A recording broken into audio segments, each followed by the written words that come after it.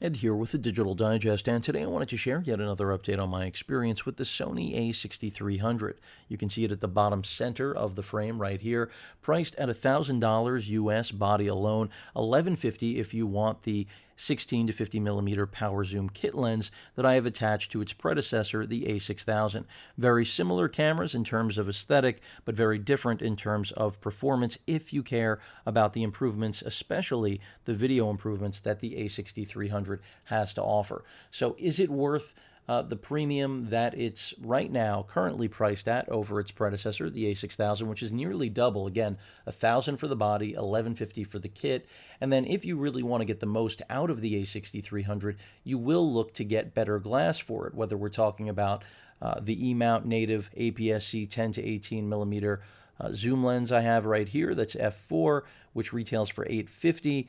Of course, it can be found for less, used, and occasionally on sale. Or will you look to full frame E-mount glass like I have surrounding the camera, the Zeiss 24 to 70, as well as the 70 to 200 f4, and then, of course, the wide angle Zeiss 16 to 35. Now, these are all f4 lenses. They're all a lot larger than what you would get in an aps-c experience, but the A6300, here's the good news, really delivers in every way that you could possibly desire. After all, this is about form factor and performance, really losing the compromise that is traditionally associated with getting a downsized body like the A6300 or the A6000 before it, and it does exactly that. Now, if you need a digital SLR, then that's what you need. But if you're willing to work with what the A6300 has to offer, I think that you will be pleasantly surprised in its performance, both as a still camera, which is its first priority, but even more so by its UHD and slow motion video capture. So again, twice the price here with the A6300 basically over the A6000, which you can find a kit for roughly $600 US, somewhere in that area, maybe even less, used market, of course less. But the A6300 is so significant in terms of its video side upgrade, as well as its EVF, 5x slow motion, the UHD video nearly, if not close to comparable to identical footage here in Super 35 mode with the A7R Mark II, which speaks volumes about how well the A6300 really can perform despite its small footprint and, very reduced entire overall package compared, again, to anything in the full frame world. So the A6300 has a lot to be excited about. When we look at the A6000, as I mentioned in my direct comparison, the A6000 has nearly as good an autofocus system, slightly better here in the A6300, better at keeping a lock on its subject intelligently. Eye autofocus is there and works well. Sony did recently push a firmware upgrade out to most of their active current-gen aps-c as well as full-frame cameras in order to get them primed for the brand new G Master Series glass that they have launching.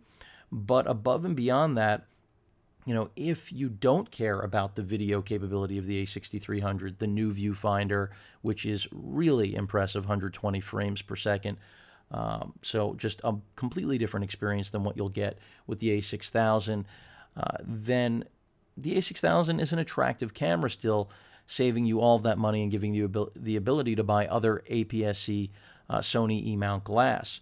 In fact, I myself am considering going back to the 18 to 200 power zoom or the 18 to 105. Slightly kicking myself that I gave those lenses up, knowing that one day Sony would eventually deliver us an aps-c camera like this that would give us the best of both worlds without breaking our back physically. And I'm not saying that the A7R Mark II does that, but if you're going to compare these side by side, the advantages to the A7R Mark II are clear. They lie strictly, or for the most part, in the still world. After all, these are still cameras first. However, when it comes to video, the A6300 is a gem. And if I use any of the glass that you see here, which is what I have been using with it since I got the A6300, I've been blown away by the Super 35 results. Again, at 24p, 100 megabits per second. It is in the same class as what I get out of the A7R Mark II, but with a lot less weight. Granted, I still have to use these lenses. I don't have to carry around the body of the A7R Mark II. Now, that doesn't make it a video camera. I did a video regarding overheating with this because that was a major concern. After all, Sony does have a reputation for having overheating issues. They always have in the aps-c realm. Forget when they then transitioned to adding full frame to their lineup. That problem is pretty much squashed, but still existent here. I said I hadn't run into any issues in my first update, and I had not. Now I have. Are they something that I would call a game breaker for my use? Absolutely not. If you're trying to use this as a dedicated video camera, that is going to be a challenge. Basically, you're going to have to pop out the battery or swap it. And give the camera a good minute to 2 minutes to cool down, and then you should be good to go in terms of beginning another 29 and change minute clip.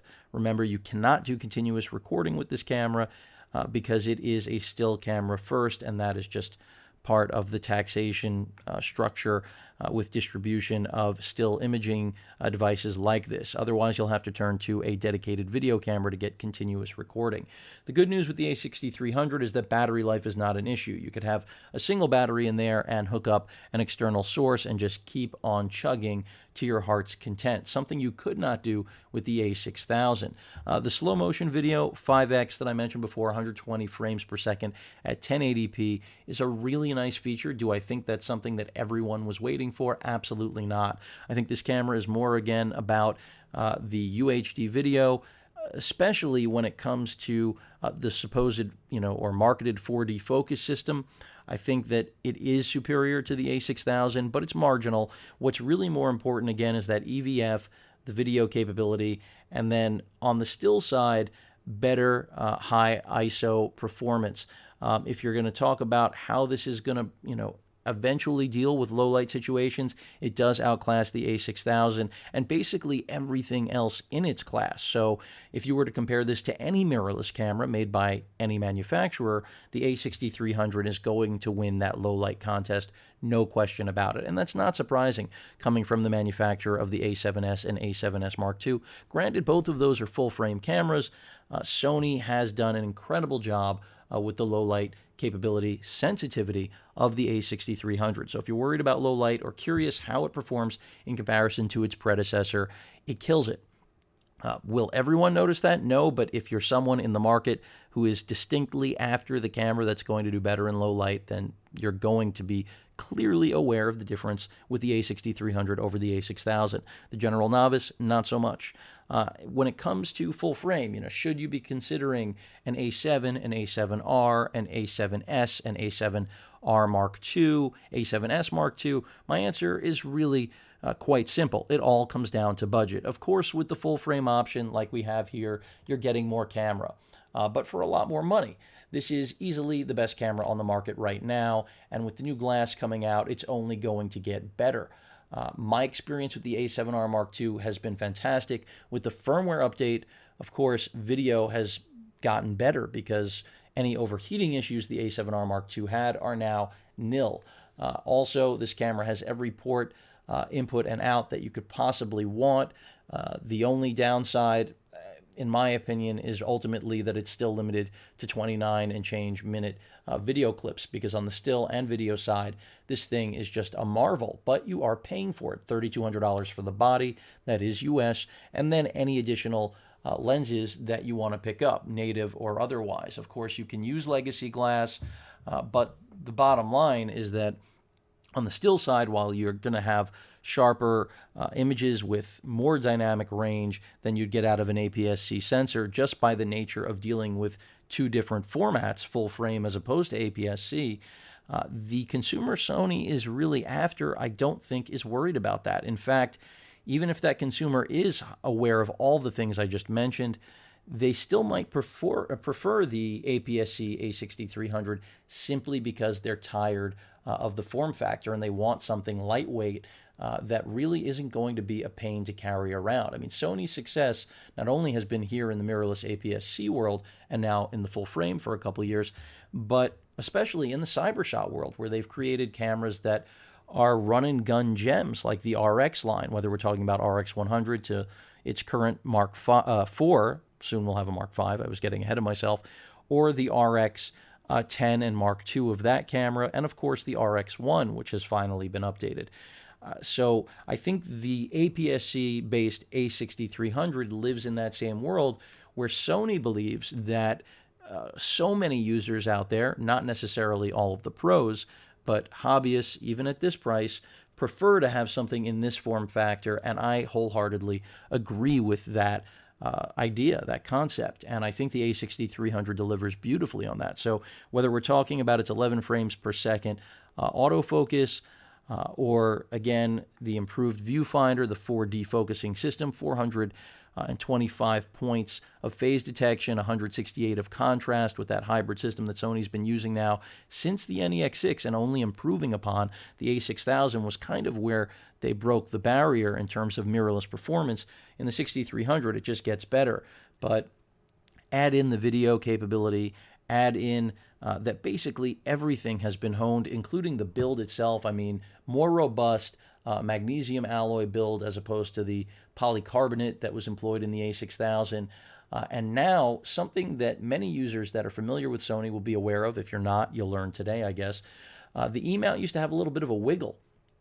Doesn't happen here on the A6300. No lens movement whatsoever. Once the lens is locked in on this camera, whether we're working with FE, full frame E-mount lenses, which of course are compatible but crop, but are great on this camera. That's kind of the irony of the A6300 right now. The best glass on it is full frame glass, which is expensive, but that doesn't mean that the E-mount APS-C lenses can't perform really well. As I mentioned earlier, I am really heavily considering picking up the 18-105 f4 or picking up what I already owned and loved but gave up in favor of full frame glass, the PZ 18-200, which is just an incredibly versatile piece of glass, especially now with Super 35 on board, a camera like this, UHD capture and the slow-mo. That's a lens that could live on here. Granted, it is big, it's bulky, but then what else would I really have to carry for most situations? Of course, there are still some where this glass would be relevant, don't get me wrong, but back to the point here, this is a camera that really is able to do just about everything the average consumer and even many professionals would like to see, but in a form factor that actually can fit in your palm. Again, this is a 10 to 18 millimeter zoom lens, f4, optical steady shot, no in-body stabilization, which is something you do get with the A7 Mark II full frame lineup and above, so the A7R Mark II, the A7S Mark II. But despite that, I have easily resolved any stabilization issues, even though I am working all with stabilized Sony glass with several different options, whether we're talking about tripods, monopods, or even a pistol grip. You can easily rectify or offset the extra stabilization, the 5-axis you get with Sony's full-frame options like I just mentioned. Of course, the first gen doesn't have that in-body stabilization, so keep that in mind. I often have people saying to me, well, for the price of the A6300, I could pick up an A7 or even possibly get close to a used A7 Mark II, and it really boils down to what are you trying to do? If you're looking for the best overall performer for the money, this is it. If you're looking for the best still imaging camera, then of course full frame is the direction that you should be going in if you personally can discern and utilize the difference available to you in the full frame format. However, if you even have to question what those advantages are, even though I've mentioned some of them, then in all likelihood, like Sony, I also think the A6300 is right for you. And while there are still many instances where I'm going to want to use the full-frame A7R Mark II or my RX1, I can see the A6300 filling a very big gap that the A6000 simply couldn't. Now, not everyone, like myself, is looking for a balance between the best of the still and video world. After all, I mentioned earlier, these are all primarily still cameras first. However, if you are like me and do want the best of both worlds, this is where you're able to achieve it. The improved EVF is a huge upgrade from the previous gen. For still shooters, that's arguably one of the biggest outside of the autofocus system. No question about that. Also, silent shooting, which I didn't even mention, something you can do with the much more expensive full-frame A7R Mark II and A7S Mark II and the RX1, you can do with this camera. Of course, it drops down performance as you might have guessed, because that's what it does with the A7R Mark II as well. But if your shooting style does not permit the audible noise that the A6300 would generally output for full performance, you can easily switch over, and that's another great element. No touch screen. The screen does not articulate all the way around, so no selfie mode, but I see that as a very small issue, if one at all, that I don't even care about. Wi-Fi and NFC are on board here, and they can be utilized. Sony's App Store is very solid, the most mature in the business, no question about it. However, I'm still troubled by overall Wi-Fi performance. I think this is an area where Sony could really improve. You know, a lot of people complain that the W series battery, which yields, I would say, around 300 plus shots on still mode, video mode, 29-minute plus clip, you're going to knock off more than half of the battery in some instances. So you are going to need a couple batteries if you think you're going to shoot an hour plus of video. I'll tell you that right now. Plan on carrying 3 if you also are going to take still images. However, and that's, of course, being prepared for overheat issues. You can also use a power pack. That's the great thing, which most people have for their phones to begin with, micro USB based. But, despite the battery issues, I really don't see that as a big drawback on this camera either, because they're affordable, generics are affordable, and quite frankly, when you compare it to the competition, this is not where most complaints lie. It's with overall performance. And if I compare this to Panasonic, even though Panasonic does have a point and shoot that's going to be undercutting this shortly, with an 18 to 250 35 millimeter equivalent lens with a 1-inch sensor, which will be an interesting offering, I really don't see anything from Canon, Nikon, Panasonic that really does take this camera head on. And if we're going to talk about mirrorless, micro four thirds cameras from days past, forget about Samsung leaving the business altogether, there really is no direct competition to this. So if you're, again, painting yourself whether or not $1,000 spent on this and then who knows how much more on glass is worth it, as opposed to going to a digital SLR or something full frame like the A7R Mark II, it really comes down to how much you care about the form factor of the camera, because ultimately that's what makes the A6300 incredible. I just mentioned that the A7R Mark II, A7S Mark II can do a lot of what this camera can, both in the video world and, of course, bested in the still world. But otherwise, the real draw here is the form factor. And if that isn't ultimately the reason that you're after the A6300, is that it does provide the best of both worlds in the smallest camera ever made, then you probably should be looking at something else that will give you possibly a back issue, unless you don't care about that, from one of the other manufacturers out there. And again, when it comes to the mirrorless options that compete with it, they're older, and they simply will not outperform the A6300 when the right glass is in front of it, or even when something like the kit Pancake is in front of it in many instances. And I've been considering keeping the Pancake simply because now we have UHD video, and for compact run-and-gun shooting of that UHD video, the 16 to 50 does a beautiful job. It's stabilized, it's incredibly small, and in my opinion has new life because of the A6300, something that it generally would not. Now, when it comes to performance with these lenses I've mentioned, it does really well. Is it front heavy? Of course. Look at the size of the 70 to 200. Look at the size of the A6000 over there, the A6300 here. I mean, I'm already accustomed to shooting with it simply because I've been using the A6300 with a camera of this, the A6000 already with the 70 to 200 lens, so I already knew what to anticipate.